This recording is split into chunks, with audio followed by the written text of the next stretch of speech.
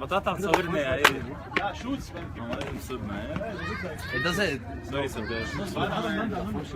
We're here at AUB Beirut, Lebanon. Just finished the AUB Rugby League Football training on Wednesday, the 22nd of July, 2015. At 7:58 p.m. 7:58 p.m. And there are 3 unidentified flying objects elevating ahead. They're very strange in dimension. They look to be like floating ships. There's somebody. They're always in a triangle formation. Always in a triangle formation.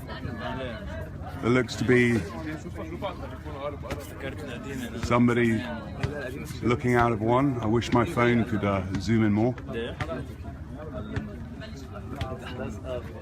So it's pretty odd.